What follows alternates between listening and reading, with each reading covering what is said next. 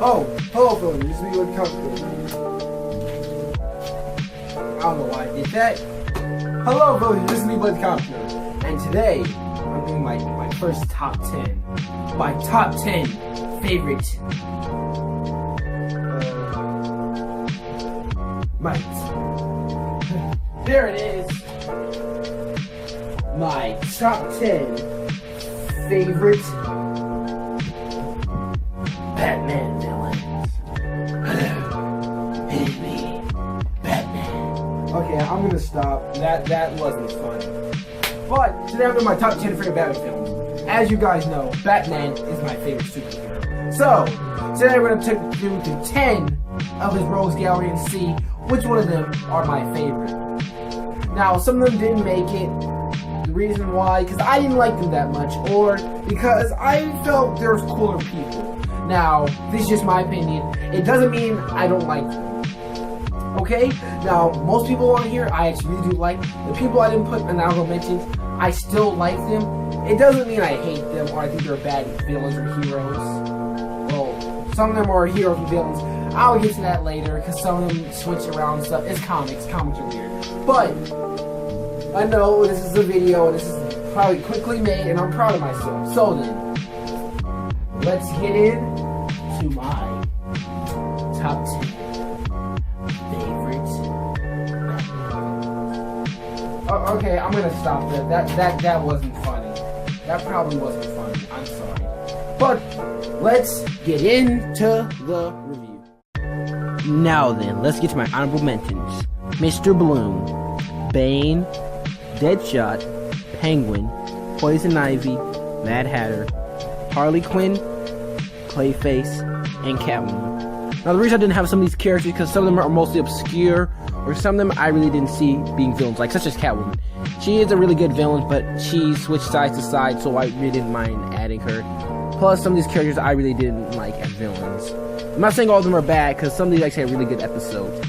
Clayface is a really good one in here, but he's just an honorable mention. Now then, let's get down to the countdown. That rhymed.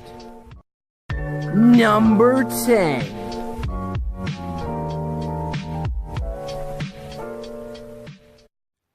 Number 10 is Firefly. Now, I understand Firefly is kind of obscure. He used to be a joke villain, but after Arkham Origins and his costume in the animated series, I really do like this dude. He's basically a pyromaniac, that's all it really is. But I absolutely love his design in the Arkham series, and the Arkham Origins. I want to see the design done in a movie. I can see this done, I can see this be done, really well done in a movie. I can really see this being done. But there's a couple things about him. Number one, he's actually a burn victim, and the reason he's so lonely is because that's his only really thing he does is fire.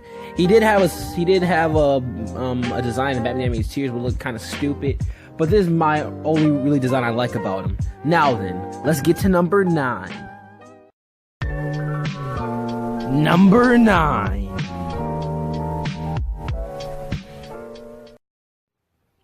Number 9 is Anarchy. Now, this is a kind of obscure villain more than Firefly. He's also appeared in Arkham Origins, but I like him. I thought he was an interesting character in the New 52 series. It's basically a group of people who calls Anarchy in Gotham, and it's a really cool gang. The only downside he has is that when he first came out as a villain, his costume I didn't like.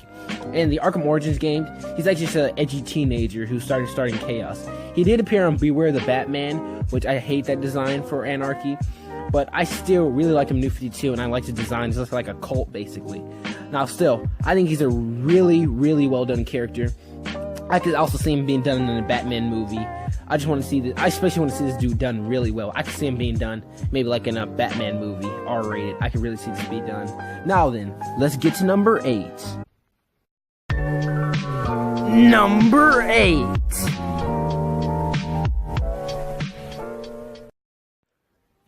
Number 8 is Red Hood. Now, Red Hood formerly was Jason Todd, Robin, but until one day Joker kidnapped him and beat him to death, and he came back to haunt Batman.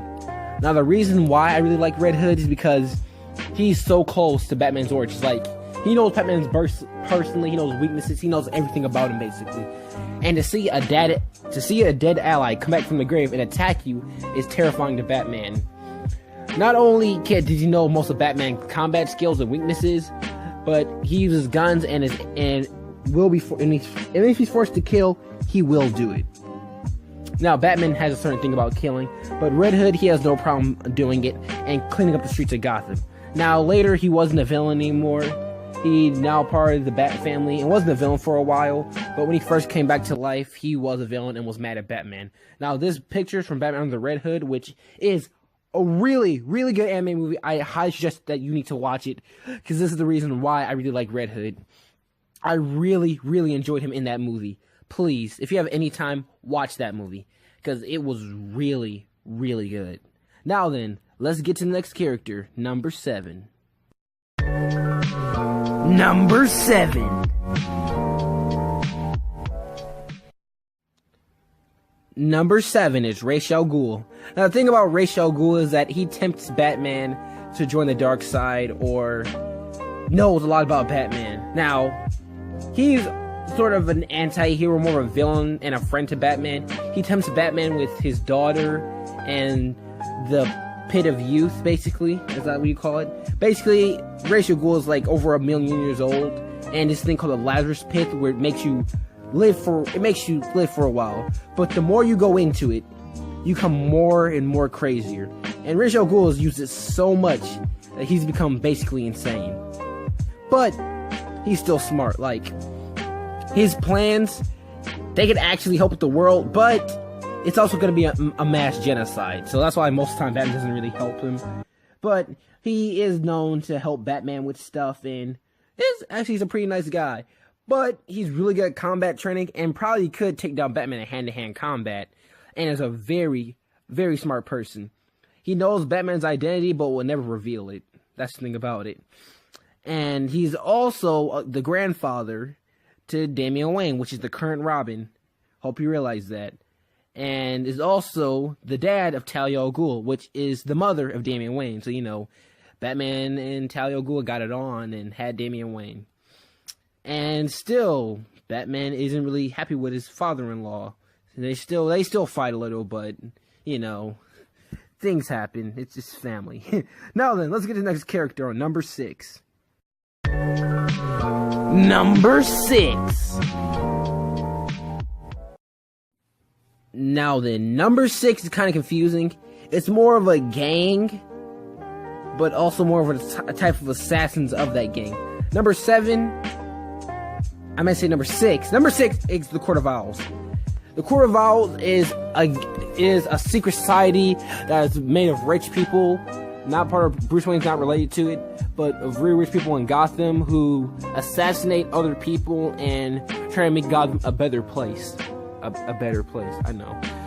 And the thing I actually do like about the Talons and stuff, which is that dude in the middle who's the owl assassin, is that they look so cool, and they're like mind-washed children, and the comic is really, really well done. And the masks on the sides, which are the rich people, are very, very disturbing. If you ever have a chance to read this comic, please do. It is such a good comic. It really, really is. They test Batman with his strength, power, and mind. This is one part in the comic where Batman goes through this maze and basically goes utterly insane, and it's absolutely amazing. It's so, so good.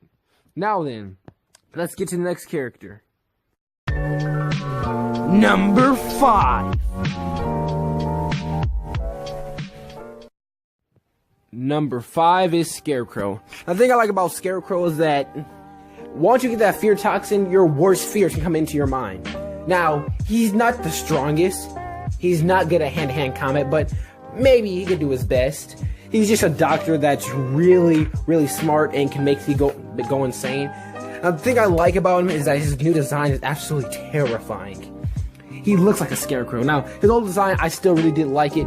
A design I liked for him was the Dark Knight, design, where he was just wearing a sack mask and he would throw fear gas and you would utterly freak out.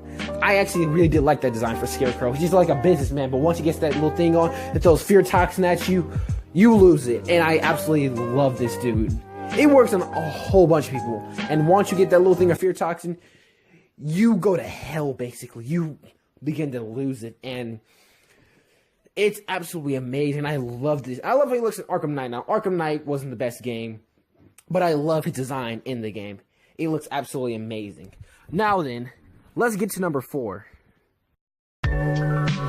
Number 4. Number 4 is Mr. Freeze. Now, the thing about Mr. Freeze is that he's not doing it for money, gold, fame, or rich. He does it because he loves his wife. That's the main reason why he's a villain. Basically, he was injured, and now he can only live in 0 degrees temperature, and this is the only suit that keeps him in that 0 degrees without him, not melting, but utterly dying. And the one thing he wants to do is just save his wife's life. He needs a cure to it. And he really isn't a villain.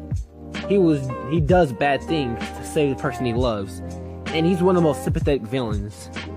You feel so sad for the dude, because truly, he might never get a cure. But maybe he will. And he's probably one of the most sympathetic villains. I absolutely love Mr. Freeze. He's one of the saddest villains and you can relate to. He's helped Batman on occasions, but most of the time will fight back to save his wife's life. Now, the thing I don't like about him is that the zero degrees thing makes him a pretty weak villain, but that really doesn't matter to me. I just kind of like how he's more human. The only thing he really does, he's more sympathetic. I can really feel bad for the dude. I really feel remorse for Mr. Freeze. I really do. And he's probably one of the most saddest villains in the Batman Rogues Gallery. Now then, let's get to number 3. Number 3. Number 3 is Two-Face, a former ally turned foe. Now, Two-Face, I love this design of this character. So the character I love the design is Two-Face. I absolutely love his design. Now, technically, Two-Face is 2 villains, the Judge and Two-Face. The Judge is someone else completely, which I'm not going to talk about him in here, but I absolutely love the design of Two-Face. I love the costume contrast from Harvey Dent to Two-Face. And I absolutely love him. Basically, he has schizophrenia or personality disorder, and the only way he can cure it is by flipping a coin. And he can control it. It was fine. But after one day, he was in a court case with some mafia gangster, and he lost court case. So the dude splashed. He wasn't his client. The story is different in different parts, or just different origins. The origins changed up in different comics and stuff. I apologize. And he ends up splashing acid all over his face, making him into Two-Face. And his personality disorder loses it. Like, he snaps and becomes Two-Face. Now, he still is Harvey Dent, but you have to bring out Harvey Dent out of him. And this is one of Batman's, or Bruce Wayne's, one of his great friends. And just to see his friend become some type of monster is depressing. Like, it's really sad to see Bruce Wayne's friend, and he has to take him down all the time and watch him become just this dude he doesn't know anymore. It's a pretty sad story. And in some comics, he's had plastic surgery to get it changed, but still, he would cut his face off, maybe. Comics are weird. Let's just leave it at that. Now then, let's get to number 2, which you guys are going to be surprised. Number 2.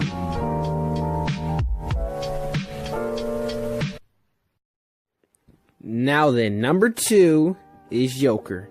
Now, I understand he should be number 1, but I like someone more than Joker. Now, Joker is probably the best, well-known Batman villain. Them two are basically 2 sides of a card. The Joker is a clown, or basically a man who wears clown makeup and loves to do tricks and crimes. The Joker has gadgets that are more silly and colorful-like, and is really, really intelligent. And can manipulate people like Harley Quinn, and I can't name others, but he's really good at manipulating people and showing the inner demons of actual people. Because Two-Face in the Dark Knight movie was messed up by the Joker, and can make people lose it if he actually wants it. And is he good with hand-to-hand combat? No. He's okay with it. But he gives you punches to Batman, but he's not the great with hand-to-hand combat. But is absolutely a genius and knows how to mutilate people. The Joker is probably one of the best Batman villains and probably the best well-known. And for a reason why, he is just amazing. Obviously, love his colors. He has such a vibrant and just bright color scheme. While Batman just wears gray and maybe yellow at best. Gray and black. But yellow, maybe at best. But I absolutely love Joker's design. And I love the Dark Knight Joker, which I loved the interpretation of a real-life Joker. And I absolutely loved him. The only problem I had with the Dark Knight Joker was kind of the long hair. And it wasn't that, standing up green. But still, I really, really did like the green. I really did just like the Joker in this.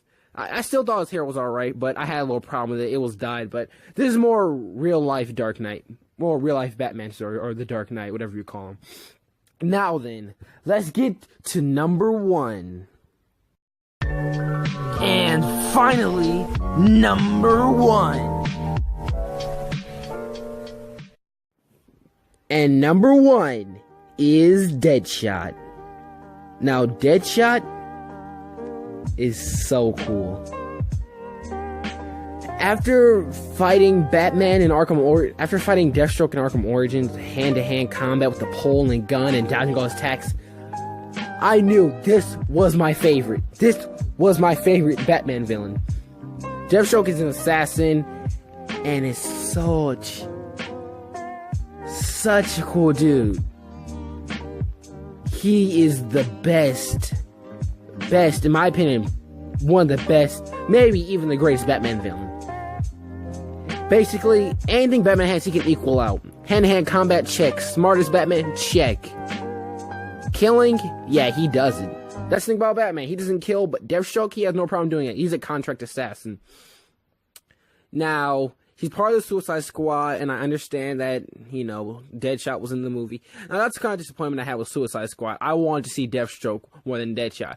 But, after all those Justice League rumors, he's probably going to be in Justice League. Who knows? I really want to see Deathstroke in Justice League, and him being the CW universe, he looks alright in the CW universe, but I'm excited to see him in Justice League. He looks like the comic book version, or Injustice version, which I'm kind of disappointed that he's not in Justice 2, but Deathstroke is the best. I love how cool this dude is.